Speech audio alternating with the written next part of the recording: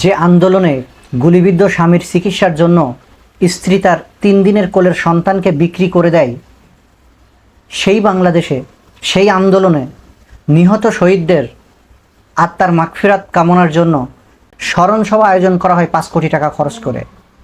প্রিয় দর্শক, আসসালামু আলাইকুম।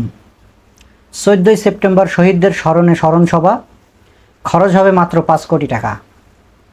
হ্যাঁ, যেটা শুনছেন এটা সত্য এবং এটা বাংলাদেশেই খুব শীঘ্রই আগামী 14 সেপ্টেম্বর, আজকে 10 সেপ্টেম্বর, আগামী 3 দিন পর 14ই সেপ্টেম্বর শনিবার শহীদদের স্মরণে স্মরণ সভা, খরচ হবে মাত্র 5 কোটি টাকা।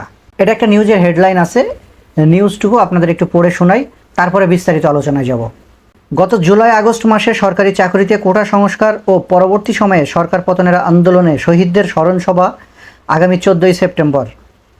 অর্থ ও বাণিজ্য উপদেষ্টা সালেউদ্দিন আহমেদ বলেছেন, বঙ্গবন্ধু আন্তর্জাতিক সম্মেলন কেন্দ্রে অনুষ্ঠেয় এ সভায় খরচ হবে 5 কোটি টাকা। এই সংক্রান্ত ক্রয় পদ্ধতির কাজ অনুমোদন করেছে অর্থনৈতিক বিষয় সংক্রান্ত উপদেষ্টা পরিষদের বৈঠকে। মঙ্গলবার 10 সেপ্টেম্বর অর্থাৎ আজকে সচিবালয়ে সাংবাদিকদের প্রশ্নের জবাবে এসব তথ্য জানান অর্থ ও বাণিজ্য উপদেষ্টা ডাক্তার সালেউদ্দিন আহমেদ। তারপরে কি বলেছে একটু দেখেন। এই অনুষ্ঠানে বিদেশি অতিথিদেরও আমন্ত্রণ জানানো হবে উল্লেখ করে তিনি বলেন, অনুষ্ঠানে কারা অতিথি হবেন তা ঠিক করবেন উপদেষ্টা পরিষদের 2 ছাত্র প্রতিনিধি, উপদেষ্টা নাহিদ ইসলাম ও আসিফ মাহমুদ। এই স্মরণ সভাতে কারা আমন্ত্রিত গেস্ট হিসেবে আসবেন, আমন্ত্রিত অতিথি হিসেবে আসবেন, এটা ঠিক করবেন একমাত্র এই বর্তমান সরকারের যে উপদেষ্টা পরিষদ আছে সেই উপদেষ্টা পরিষদের 2 জন ছাত্র প্রতিনিধি, জনাব নাহিদ ইসলাম এবং আসিফ মাহমুদ। এখন কথা হচ্ছে, কিছুদিন আগে আমরা দেখেছিলাম যে পদ্মা সেতুর উদ্বোধন উপলক্ষে শেখ হাসিনা সরকার 10 কোটি টাকার একটি বরাদ্দ দিয়েছিল।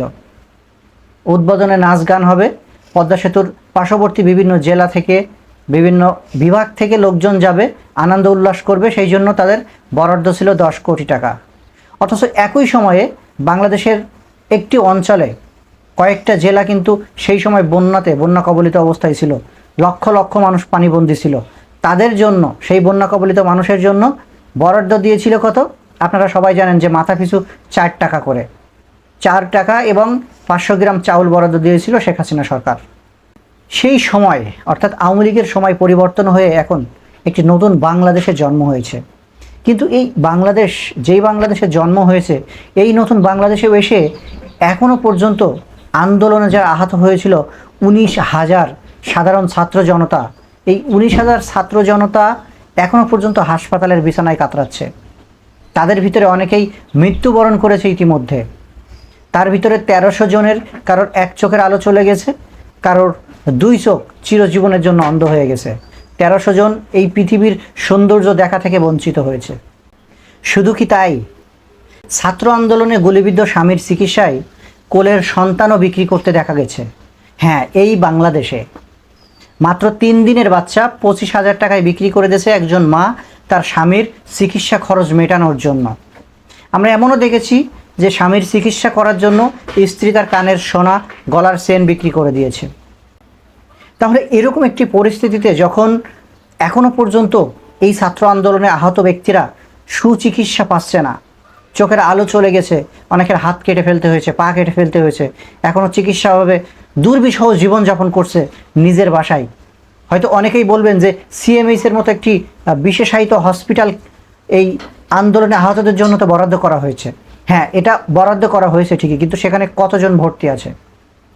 এখনও কি প্রকৃতপক্ষে যারা আহত হয়েছেন, মারাত্মকভাবে ক্ষতিগ্রস্ত হয়েছেন, জখম হয়েছেন, তাদেরকে একটি লিস্ট করা হয়েছে?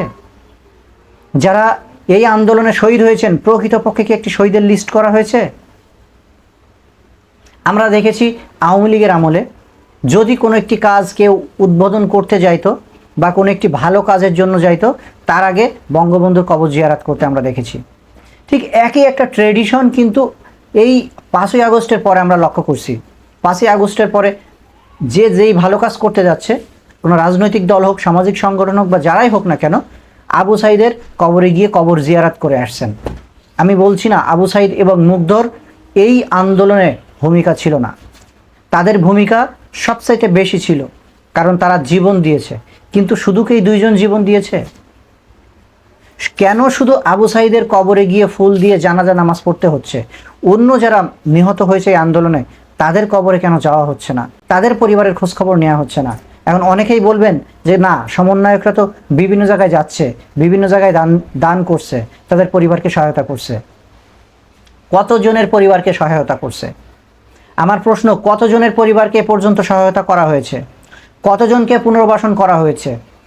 এই আন্দোলনে এমনও মানুষ মারা গেছে যারা রিক্সা চালিয়েছে, যারা রিক্সা চালিয়ে তাদের ফ্যামিলি মেইনটেইন করত, যারা হকারি করে তাদের পরিবারের ভরণ পোষণ করত।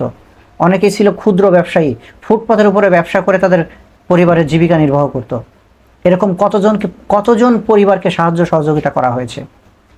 সেটা না করে সেই শহীদদের রক্ত শুকাতে না শুকাতেই আহত এবং পঙ্গু যেই বীর মুক্তিযোদ্ধাগুলো এখনও হসপিটালের বিছানায় কাতরাচ্ছে, ঘরের ভিতরে কাতরাচ্ছে, তাদেরকে পরিপূর্ণ সুচিকিৎসা দিয়ে সুস্থ না করেই 5 কোটি টাকা বরাদ্দ দিয়ে স্মরণ সভা করতে হবে কেন?